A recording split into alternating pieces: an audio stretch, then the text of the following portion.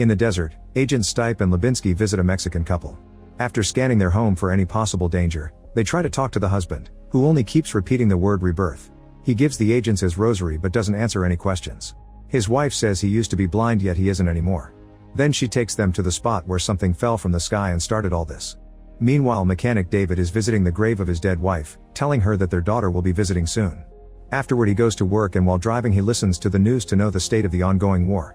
At the garage, the mechanics are doing nothing because the current economic crisis means they barely have any clients. David doesn't want to give up, but his boss announces it's over. Suddenly veteran Zach shows up looking for a job and David has to turn him down. That night David goes to the bar and hears some edgy man insult the American military. Zach gets irritated and calls him out, so the guy just takes Zach's drink and follows him outside. Knowing that the man plays dirty, David follows them out and discovers Zach been surrounded by a whole gang. 2 guys hold him while the edgy man beats him up. They don't stop when David asks them to, so he joins the fight, but both he and Zach end up easily overpowered and bleeding. In the struggle, the gang accidentally pulls off Zach's fake leg and realize he's disabled, so they leave.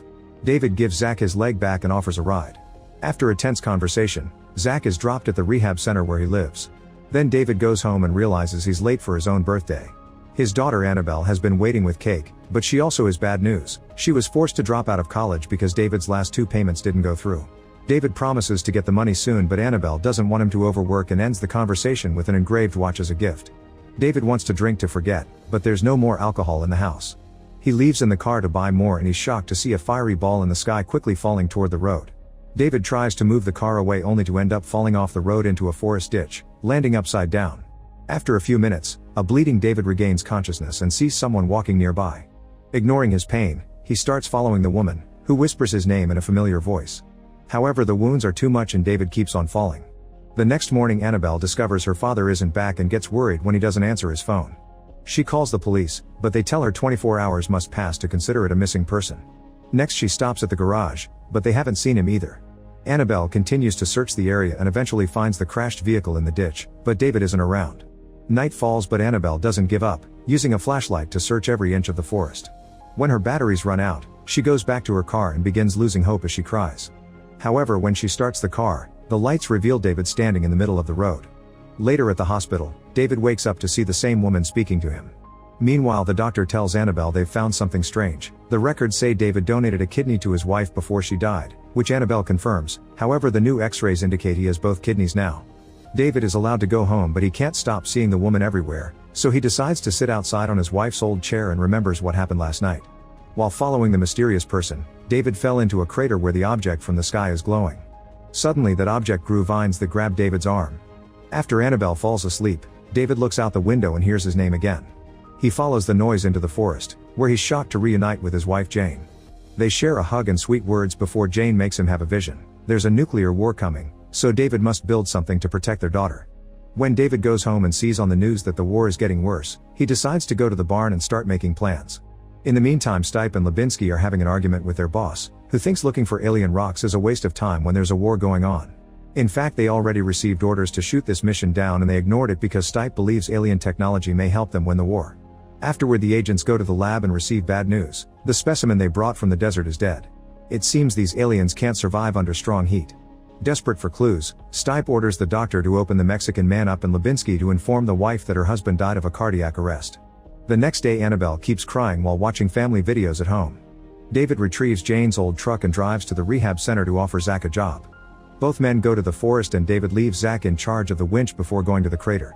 To his surprise, grass has started to grow around the alien object. He connects the winch to it to drag it out and Zach helps him get it on the back of the track, needing the strength of 2 men to lift it. Suddenly Zach pulls his hand back because he felt something weird. When David returns home, he spends the whole day in the barn building and planning, which is noticed by his daughter. In the evening, David finally enters the house and discovers Annabelle has gone through her mother's things. She intends to put half in the barn and send the other half to charity, hoping this could help them get a fresh start. However, David disagrees, saying they don't need to pretend Jane isn't there to move on. Meanwhile, at the rehab center, Zach feels something strange and checks his leg stump, only to discover a weird protuberance growing on it. The next day, Zach and his fellow veterans join an anti-war protest in front of an army office. While the cops try to untie a chained protester, a man passes by and spits on Jim's face, calling him a traitor. Jim freaks out and tries to get in a fight, only to fall off his wheelchair. Zach jumps in to defend him, so the police finally stops everything and sends everyone home. As Zach walks away, He notices his leg stump is bleeding. At the barn, David discovers that the alien object has received some damage and realizes the sunlight caused it. Suddenly Zach shows up, demanding to know what happened to him. Moments later Annabelle arrives and sees the blood on the front yard. Panicking, she rushes inside and finds her father tending Zach on the couch. She thinks they should take him to the hospital, but David refuses and uncovers Zach's lap, revealing his leg is slowly regrowing just like David's kidney. This confirms the alien object has healing powers. David tells Annabelle to take care of Zach and goes away in the truck. In the evening, the agents hear rumors about the alien object that fell at David's city. Lubinsky thinks they should be following orders and abandon the search, but Stipe is stubborn and announces they'll investigate this new clue. Back to the barn, Zach is having a panic attack as his PTSD triggers nightmares about his and Jim's limb loss during the war. Annabelle helps him calm down so he can rest. At that moment David comes back with 2 tanks of cooling gas and announces they're taking Zach to the barn. Annabelle helps him move him and David immediately puts the gas around the alien object to keep it fresh. Next they sit Zach next to it and the object immediately puts its vines around his arm, causing the leg to finish growing in seconds. Annabelle steps away from a curious vine reaching for her and passes out at the nasty sight of the leg. While unconscious, Annabelle dreams of being alone with her mother when she died. She wakes up in the morning and discovers Zach walking outside with 2 perfectly good legs. He can't believe what's happening and he's absolutely delighted. Then Annabelle and Zach join David at the barn, where he's finished designing a bunker-like capsule for protection against an unstoppable tragedy. Annabelle thinks her dad is starting to lose it, but he swears she can trust him. Afterward David goes to see his friend Tony at the junkyard, but he only buys a small piece of metal. Then they go to the bar and David tricks Tony into drinking until he passes out. He leaves Tony in his car before taking his keys, which he uses to enter the junkyard with Zach and steal all the materials they need for the capsule. They even take a full mixer truck. Everything is taken to an abandoned factory where they can work in secret. While they drive through the forest road, they see the agents searching the area. The next morning Tony wakes up and finds the keys in his pocket as usual. In the forest, the agents find the crater but there's only a small alien sample in it. The local sheriff tells them to find David, explaining he crashed here a few nights ago but didn't get a single scratch. The sample is taken to the lab and the scientists explain that the alien object carries the DNA strands of various plants and animals, including humans. They conclude this is a living sample of abiogenesis, which is the natural process that allows life to arise from non-living matter. It precedes evolution, it's just outright creation. At the factory David and Zach work hard on the capsule, which they make using the cement mixer and protect it with steel. They put the alien object inside to keep it safe. In the meantime Annabelle visits Jane's grave and decides she needs to do more to move on. She grabs some of her mother's things and makes a pile to start a fire, but she's interrupted by the agents looking for David. The agents stay in the house until David comes back to question him. David lies and says he doesn't remember what happened after the car crash, only that he saw a light in the sky that made him lose control. Stipe reveals he knows about the regrown kidney and shows them pictures of the Mexican man, saying this guy had also thought he was healed but now he's dead. David decides to take the agents to the barn and shows them where he used to keep the object, claiming that the sun melted it. The agents find a stain on the ground and pretend to believe David before leaving. Afterward Annabelle tells David that this is getting too dangerous, but he refuses to accept it. He says Jane showed him a worldwide tragedy and Annabelle snaps, reminding him that he wasn't there when Jane died and that now the object is manipulating his guilt. The next morning David goes for a walk outside and is shocked to see huge flames coming after Annabelle, but it's just a dream. The next time David goes to the factory, the agents follow him. David notices and calls a friend to ask for a favor while he starts driving in circles around town. Moments later the agents finally manage to block his way on a road outside town, but it turns out to be David's friend. The agents are angry that they lost David and decide to use Annabelle against him. Meanwhile Tony's boss has discovered his truck is missing and found the robbery in the security footage, but he can't see any faces. It's obvious that someone used the employee's keys though, so the boss orders Tony to get his truck back. At the factory, Zach is still working on the capsule and watches the vines grow inside it while he remembers the soldiers that fell with him during the war. When he goes home, Annabelle is there because she needs someone to talk to and shares how David stopped visiting Jane after the transplant failed. He was obsessed with working so he could pay the treatments, and now she's worried that he may be losing his mind again. Zach promises to protect David before introducing Annabelle to Jim so they can explain there's a cure. Jim doesn't believe him, so Zach has to show him his regrown leg. Still believing it's a trick, Jimmy turns down the offer even though he's missing multiple limbs. On their way out, Zach and Annabelle are cornered by the agents. At the factory, David is visited by Tony, who found him because they used to play there together as kids.